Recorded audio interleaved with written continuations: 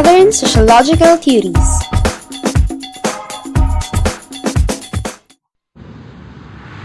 Due to the changes brought about by the Enlightenment and Industrial Revolution, the ways of thinking, actions, and behavior of the people within the society also changed.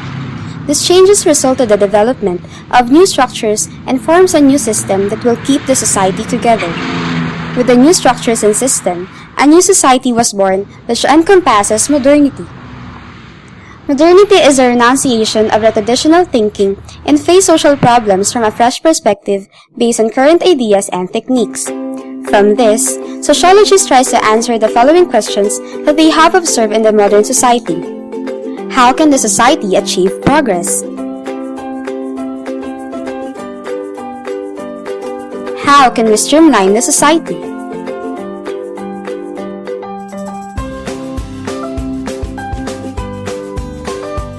How can we achieve balance or equilibrium in the society?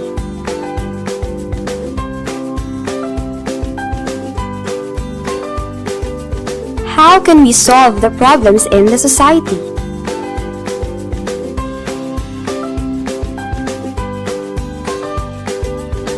And how can we stabilize the future? And to explain modernity, two schools of thought arise and come up with their own analysis regarding such social phenomena. The Chicago School and the Frankfurt School. The first one is the Chicago School, who emphasizes the pursuit of research and development of theories using the method of objectivity and positivity in order to understand the society. But it was questioned by the Frankfurt School, who gave critics in the society using action-oriented methods, anti-positivism, and a more subjective view in order to change the society.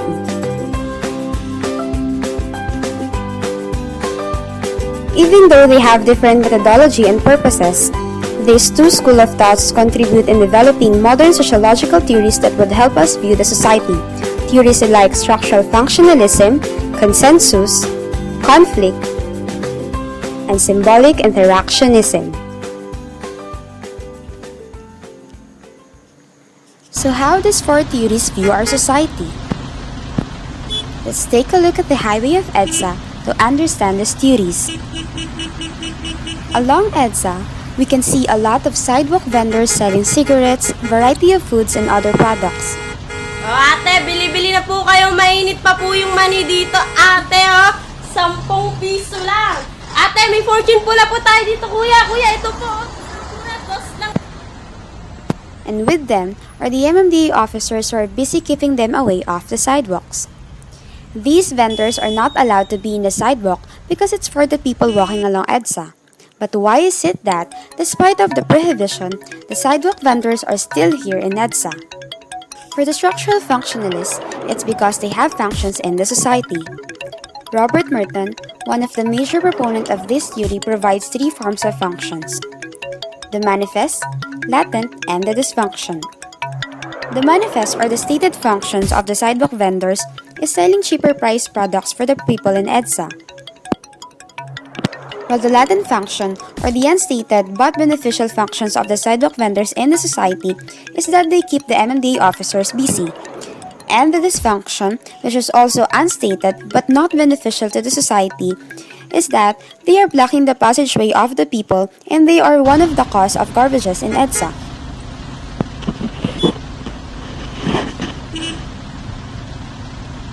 Sidewalk vendors are part of the structures that place the functions in the society. According to Talcott Parsons, society is made up of various parts, and each part fulfills a function that contributes to the equilibrium of the society, or else it would not exist. Changes in one part should be slow to allow the other parts to adjust and to cope up with these changes. It is for them to work properly and to contribute to the stability of the whole. However, the parts of the social system sometimes fail, and this creates social problems. These failures or dysfunctions can lead to instability or disequilibrium in the society. To functionalists, society is in a state of moving equilibrium, but to conflict theories, every society is subject to processes of change. Functionalists argue that every element in society contributes to stability, while the conflict theories see many societal elements contributing to the disintegration and change. Let's look at this scenario as an example of conflict in EDSA.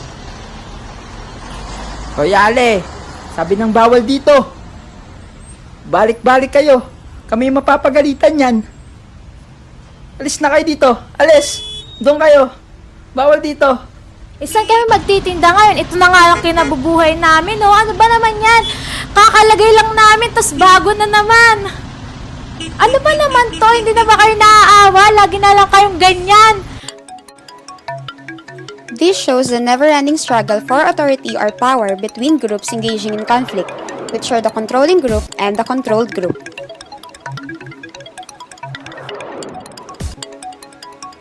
Dahrendorf, one of the major proponents of this theory, tries to show that authority, a form of power, is part of the social structure which can be found in status positions, roles, and norms in the society. He named the controlling group as the superordinate, or the one who dominates or exercises authority, and the controlled group as the subordinate, or the one being dominated in the society.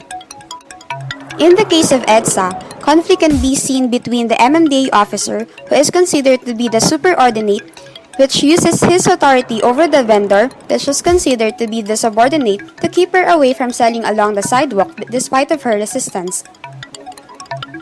Here, authority produces conflict because authority, which is perceived as legitimate, imposes negative sanctions for those who do not conform with the law, like the sidewalk vendors. So in general, conflict perspective assumes that our society is shaped by groups struggling for power and authority that can create rapid changes in the society. Society moves because of the struggle between the controlling and the controlled groups, where the social change occurs rapidly. This is what we've seen in the case of the vendor and the MMDA officer. But how about the relationship of the sidewalk vendor to her co-vendors in EDSA?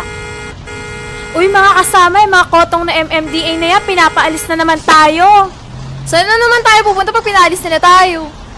Oo nga na, di na sila naawa sa atin. Dapat dito na lang tayo manatili. Oo nga, oo nga. Oo nga! Alis dito!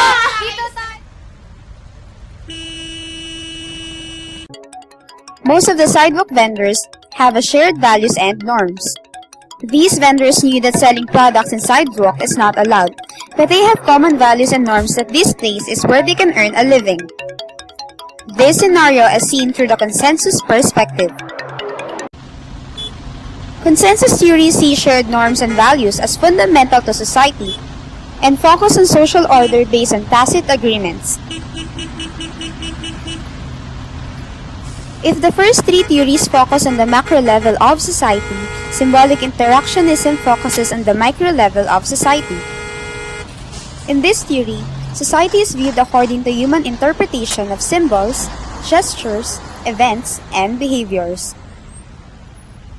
Moreover, people's interaction and communication are affected by factors such as languages, structures, and actions. Let's examine how people interpret EDSA. Para sa akin, ang EDSA, lugar kung saan ako nagtitinda. Kasi doon ko nakukuha yung kinabubuhay ko eh.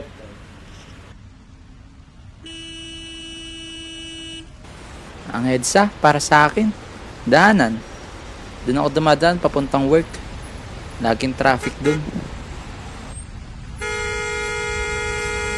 Siyempre, pag ganun, hindi ko talaga makakalimutan yung EDSA Revolution.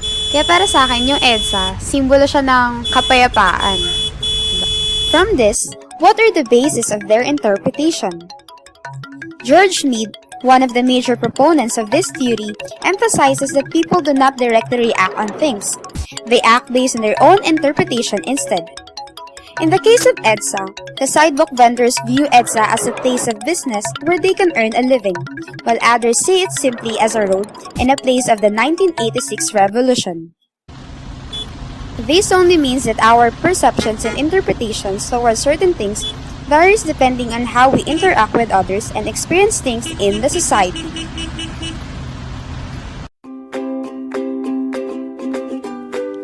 These four theories have their own different views in the society. The structural functionalism views society as a structure that has functions that works together to maintain stability. The conflict theory that views society as a constant struggle and competition that ignites change.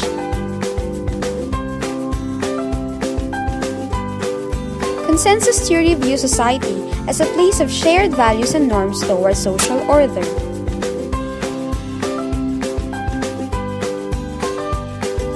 And the symbolic interactionism that views society as a constant interaction between the people in it.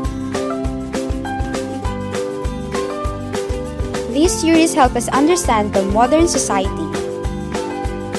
The challenge now is to draw connections between these theories to help us have a complete picture of our society.